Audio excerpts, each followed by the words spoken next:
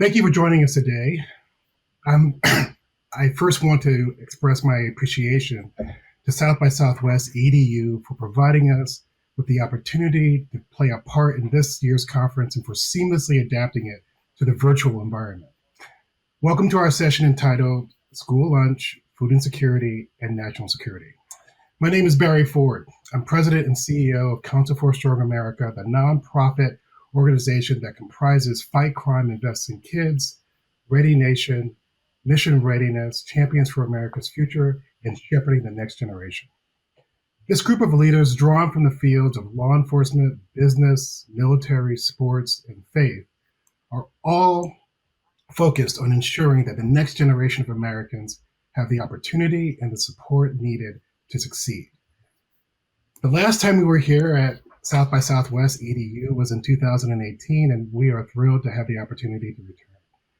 Today, we're here to discuss the particular perspectives and priorities of Mission Readiness. Mission Readiness is a group of nearly 800 retired admirals and generals who are concerned about the high percentage of youth who are ineligible to join the military. These leaders work to advance solutions that help ensure children are healthy and prepared to serve in the military or in whatever career they choose. I am honored today to be joined by Major General Marcia Anderson, Major General Malcolm Frost, and Major General Juan Ayala. Major General Marcia Anderson, U.S. Army retired, has been a member of Mission Readiness since 2017. General Anderson retired from the Army in 2016 after 36 years of service. In 2011, she became the first African-American woman to achieve the rank of Major General. She served as Deputy Commanding General of the Army's Human Resources Command at Fort Knox. Major General Malcolm Frost, U.S. Army retired, has been a member of Mission Readiness since 2019. In his last assignment, he led the Army's initial entry training and was responsible for annually transforming 130,000 civilian volunteers into soldiers who were fit, skilled, and ready for military service. Major General Juan Ayala, U.S. Marine Corps retired, joined Mission Readiness in 2015. He was a commander of the Marine Corps Installation Command and Assistant Deputy Commandant for Installations and Logistics. He is also the Inspector General of the Marine Corps. Currently, he is Director of Military and Veterans Affairs for the City of San Antonio, where he coordinates with military and civilian partners to ensure military missions and installations progress in the region. Thank you all for being here today and to talk about mission readiness and how nutrition impacts the health and education of our country's youth and our national security. So let's start the conversation where the question I know is top of mind for our audience members. Why are three retired generals here today to talk about the importance of feeding kids healthy foods? And so, General Frost, why don't you kick us off? Thanks, Barry. I think it's important, and why we're all here is because this is truly a national security issue. I like to couch this in a generation or two as a potential existential threat to our nation. And why is that? Currently, according to the Department of Defense, only 71% of young Americans that are age 17 to 24 across the nation are ineligible to serve. So that means only 29% of young Americans age 17 to 24 can serve our nation's military. And why is that? It's for standards reasons, it's for physical reasons, and it is for cognitive reasons, all three.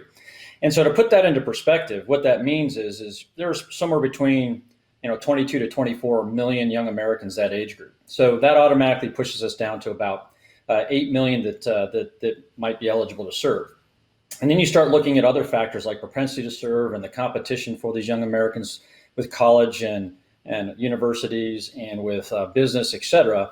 And you look at those who have a propensity to serve, we're starting to swim in a pool of about 400,000 young Americans that are both have a propensity to serve and who are qualified to serve. And we need to increase that. Why is that? Because every year our military needs about 200,000 folks just to enter into it, to keep the military that we have, which is about 2 to 2.5 million total across the Army, Navy, Marine Corps, Coast Guard, and the Air Force across the National Guard, the Reserves, and the active duty. And then if you think about that, 2.5 million, that is over a quarter of all of those who are even eligible to serve in our nation at any given time. And so the bottom line is they're too poorly educated. They're not healthy enough to join. Obesity, food insecurity is a challenge. And there's a record, quite frankly, unfortunately, of crime and drug abuse. And so we've seen these numbers shrink and shrink and shrink over time. And so as we kind of cascade forward and look to the future, it's going to be our challenge for our nation just to be able to man, and that is man and woman, both, to get enough folks that can qualify to serve our nation. And so mission readiness, what are we here for? Bottom line is, and Barry said it up front, we're committed to addressing what is this national growing crisis of military ineligibility. We have to draw attention to its root causes, and that a bulk of that is due to obesity and malnutrition. And right now, 31% of those Americans 17 to 24 don't even meet the eligibility due to obesity. And that is a form of malnutrition, and it's often caused by food insecurity. And so obesity really disqualifies them from showcasing their ability, showcases their inability to meet basic health benchmarks. That results in high costs for healthcare needs and a large portion of our military being not at peak readiness. And 17.9%, almost 18% of those on active duty in 2019, service members were considered obese. And that's an increase from 16.3% in 2015, and it just continues to trend upward. I was recently in a headquarters that looked past the last 50 years of photos of a certain unit, and this is an elite unit in the United States military. And you look back 50 years, and they had snapshots of the entire unit for 50 straight years, and you can just watch the pounds being added onto those photos over that 50 years to a point at which it is the worst that it has been in the history of that unit in 50 years. And what does this mean for the Department of Defense and for our military?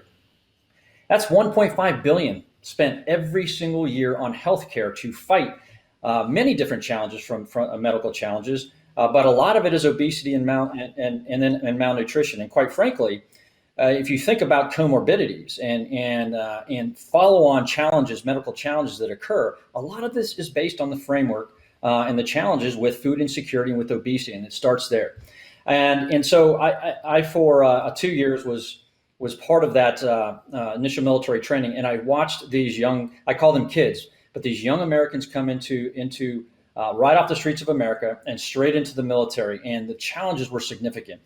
We had femoral neck breaks, you had stress fractures, the musculoskeletal density that a lot of us grew up with a generation or two ago just doesn't exist because of the lack of physical fitness, and also the challenges with food insecurity and obesity. And so they don't have the muscle memory and they don't have the nutritional value in their bodies to be able to be ready for basic training and boot camp, as we call it. And we would watch them attrit at a high rate of up to 11 to 12% in basic training. And those were those who were qualified to come in. And so this is a significant challenge. Now, as we're in the realm of COVID now, there are a couple of silver linings. And we're going to talk about nutrition and food insecurity in the future and what's been done there. But I will say from a fitness standpoint, the interesting part is the military, and I'm going to go to the Army specifically, has actually reduced its attrition in basic training the first 10 weeks from about 11 to 12% just a couple of years ago during COVID down to 7%. And this is an opportunity and a good news story because what COVID did is it forced them for 2 weeks to go into what we call a summer camp mode before they went into the following 8 weeks of basic training, where they were together, they learned from each other, the mental and and the emotional kind of esprit de corps of coming together, and then slowly getting them up to speed in a very gradual process from a physical standpoint, and getting them the nutrition and the sleep necessary actually prepared them better for the rigors of basic training, and that reduced the attrition. And why do I think that's a great thing? Because if we can just put some simple steps together, whether it's physical education in school, back to recess, the President's Physical Fitness Program, community initiatives in fitness, and looking at obesity and food insecurity, it's not a hard leap to see how we can make a significant difference and change the course of health and fitness in America. General Frost, let me interrupt you there because I'd like to get General Ayala and General Anderson into this conversation also. General Anderson, let's start with you. What, from your perspective, why should we be talking about national security in the context of this conference, which is all focused on education and what the educational system can do? I think from the perspective of diversity and inclusion, it's important to recognize that the people who are disproportionately impacted by food insecurity in this country and a lack of access to nutrition, which leads, as General Frost has indicated, to physical issues later on in life, are people of color. If we want our military to look like our country, we need to make sure that the people who are eligible to serve come from across a broad demographic. Native Americans, African Americans, Hispanic, you name it. We need to make sure those people and those children in particular have access to food that's nutritious and helps them to be smart in school and focus in school, and later on in life try to succeed at anything that they're interested in terms of a civilian or profession. That's great. Thank you for that. General Ayala. Yeah, look, I echo everything that my two fellow generals have indicated, but I also want to take it a little bit further than that. Not only are our school-aged population in trouble, in my opinion, just because of what General Frost had mentioned, but also if you look at the long-term effects of this, not only for national security, not only for our economics, but the military is a career. Some of it is not a career. But once you get out of the military, there are a lot of professions that require you to be physically fit. And I'll give you an example here in the city of San Antonio. Our police chief, seventh largest city in the nation, by the way, our police chief and our fire chief have the same issues. They cannot bring in the folks that they want to bring in. We've always had shortages in the city, in all large American cities, because these young men and women of military age cannot get into some of these other professions. I was reading something that almost there's 30 professions out there, and of course I Googled it, that require you to be physically fit. One of the things I think that's really important, and I concur with what the last speaker said, what General said, was that our school food program, because of COVID, and I have a great experience here with COVID. I'm the operations lead for the city of San Antonio's COVID-19 response team, is that schools have shut down. A lot of the nutrition that our kids get, good nutrition, not zero calories, but good nutrition, has gone away. And there's a lot of social issues that come with it. A lot of our veterans that are out there that are homeless, and again, this just creates a bigger problem. All the social services stopped. But the important piece that I want to bring out here is that our schools shut down. And where do a huge percentage of our children get their meals, especially their breakfast and lunch, is at school. And that stopped. So it's not only a security problem, but it also turns into a social problem, turns into, you're going to get out of the military at some point. So it's a lot more than just, you're asking us generals about the military, but really it's about society writ large. Thank you so much for that. I really appreciate it. General Anderson, the military has long focused on keeping American youth healthy. So give us a sense of that history just to provide context for our listeners. Thank you, Barry. You're absolutely correct. The military has been instrumental for many years, and many people don't realize this.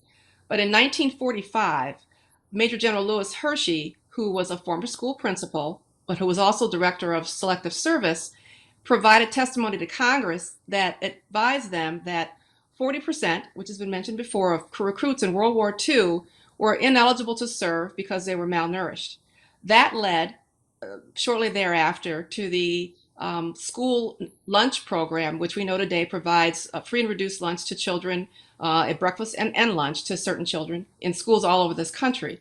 And this is a national security issue, as we've mentioned. We need to have science-based nutrition for our children in their formative years to prepare them for later in life, which is also why Mission Readiness supported the Hunger-Free Kids School Act of 2010, because that focused on making sure school lunches were as nutritious as possible and finding other sources to provide food to schools.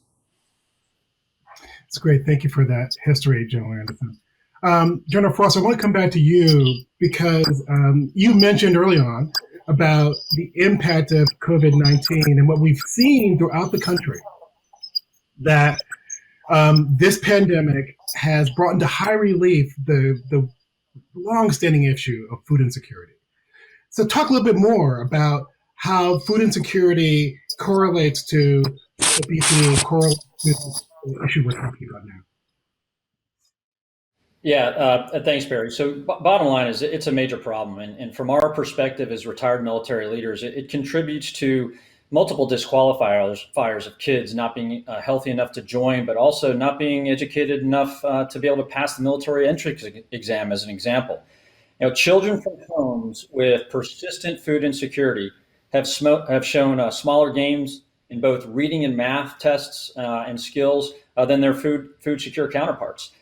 Food insecure children and teenagers have been shown to miss more school, frequently absenteeism, tardyism, and are more likely to repeat a grade than food secure children. That food insecurity, bottom line is, it reduces a child's chances of graduating from high school.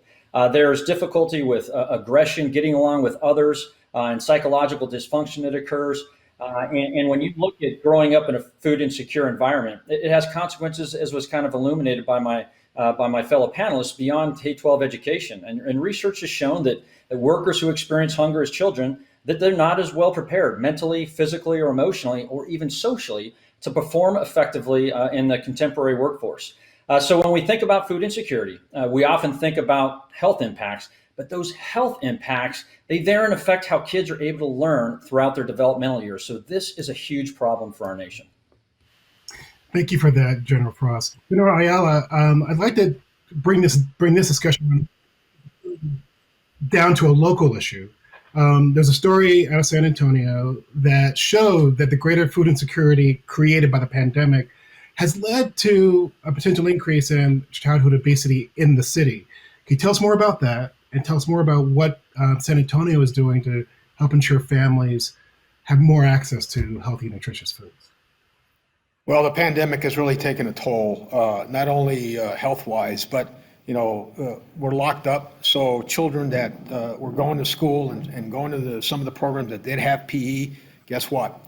That doesn't occur anymore. They're locked up, so they don't do as much. And so the gaining of weight and inactivity has really affected the children in an era, as my panelists have just said, that 71% are already affected by this. And so the city of San Antonio, we walk a fine line in our municipalities for a couple reasons. And the first and foremost is, we can't go to congregate settings. We can't go out in public because we'll catch the pandemic. So the city of San Antonio has done some unique things, I believe. They've increased testing locations and vaccinations, of course. But what they've also done is opened up parks, open areas, and these kinds of green spaces in order for the children and adults to get out. And it's hard to do in this type of environment. The only good news about this type of environment was that the commute and the traffic was less, but by the same token, it meant that folks are inside. The other thing the city of San Antonio has done is we have a call center. As I said, I am the operations lead for the COVID-19 response team. And we get calls all the time from schools, not only on COVID, but on recommendations on what the city of San Antonio should do. And one of the things we really emphasize is that we need to get folks outside in a safe environment where there's not a lot of congregate settings. And there's a lot of other things that I think the city does to provide resources, not only advice, but actual resources. But right now, it is, I think you've seen the pictures of San Antonio, miles and miles of folks going to our food bank. And one final thing on the food bank. I have volunteered on these food banks when we're passing out food. We really emphasize healthy food to pass out. And the need is out there, believe me. Some folks that don't think there's a need. I can't tell you the number of elderly folks and the number of folks with young children that come to these food banks, and we pass out healthy food and to make sure it is. But it's dire. We've had a couple of instances where this was Thanksgiving, I can't tell you the number of cars that we take a turkey to them and they would thank us with tears in their eyes and say, I don't have anywhere to cook it, take it back. So these are the kinds of stories and these are the kinds of things I think that are sad. But again, municipalities and cities, in the city of San Antonio, we're doing what we can. This is just a tough situation. Thank you for that, General Ayala. It's clear that more needs to be done for families and schools to address this problem. I'd like each of you, in your own turn, to address or make a suggestion as what role Congress can play in the short and the long term. And General Anderson, let me start with you. And anyone else should be feel free to add on to answer. Thank you, Barry. I think we need bold action. I think during this pandemic, as General Ayala pointed out, we have found innovative ways to get food to people who need it. So we need to enact policies. Excuse me.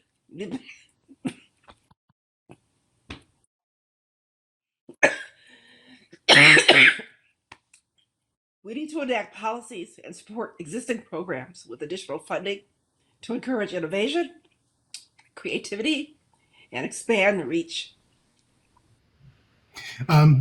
General Frost. Well, a lot's been done for meaningful programs like SNAP, Supplemental Nutrition Program for women, infants, and children, WIC as well. SNAP, as I talked about it, National School Lunch Program. But bottom line is we have to look at policies that support the creation and sustainment of community feeding networks, innovations to reduce food waste in schools and markets, changing public perception of federal feeding programs. New programs should be identified and strengthened. And we need to look at the successes that have happened during COVID and understand those, and then look at potential public-private partnerships to address challenges like food deserts and food swamps that are out there. And I think transportation, meal delivery, development of mobile meal sites, how do we codify that through law and with bottom-up feedback from what's happened in the communities and municipalities like General Ayala has talked about, innovative ways that schools have been able to get lunches to kids, but also understanding the deficiencies and taking that, some of the funds that we've looked at for COVID funding and codifying those in law, looking at the future. Now, I also think we have to start to look at formalizing policies from the local level all the way to the national level on health and fitness and what we need to do to expand those green spaces and looking at some mandatory physical education or health initiatives in school. And whether it's recess or physical education, put those back into the curriculum and understand that these things are connected throughout. And so there's a lot that we need to do, but we need to reach those kids as we did during COVID year round with delivery options, acquiring locally grown foods, and recommend that Congress enacts those innovations permanently. Thank you for that. General Ayala, any additional... I agree with both my fellow panelists, but let's take a look at the things that have worked. The National School Lunch Program, that has worked. Let's take a look at that. And and this is an apolitical statement, but we really do need to take a look at WIC and SNAP and strengthen those programs, because I tell you, the folks that I saw in that food line were not the people that you typically think would be on any program and any food assistance. We are hurting in this nation, and I think we could take a lot of lessons learned from strengthening the existing programs and adding on more. I mean, the food lunch program, school lunch program is has some years to it. Let's take a look at it. Let's take a 2021 look at it. And the other thing too is, we in the military talk a lot about interagency. And I think General Frost, General Anderson had mentioned this, interagency and whole of government. Here's mission readiness, 800 admirals and generals looking at this. Let's bring in Homeland Defense. Let's bring in those partners that also require our youth to be physically fit. Not only good, the Department of Transportation, our CPS, our energy folks here, in order to be a lineman, you have to be in shape. There's so many professions out there. And this is just for the good of the nation, I think, and the medical costs and all that goes down, it all weighs in. but let's make this a whole of government, and let's have a bunch of organizations like Mission Readiness that have 800, policemen on it, or 800 firemen on it, or 800 linemen on it. And I think that would be a good program.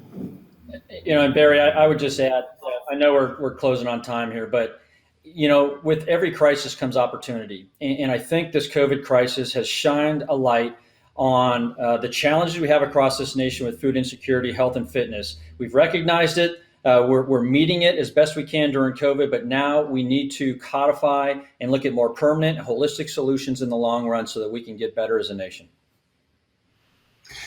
General Anderson, your closing comment. Yeah, I don't have much to add. I think those are all great ideas. The interagency processes work for us in the Pentagon and other places. And I think we also have to think about using our locally based resources, farm to school resources, helping our communities that are not in urban areas, because it's not just an urban issue. Hunger is a rural issue as well. Certainly it is here in my state of Wisconsin, where we have over 400,000 children in the state of Wisconsin are food insecure.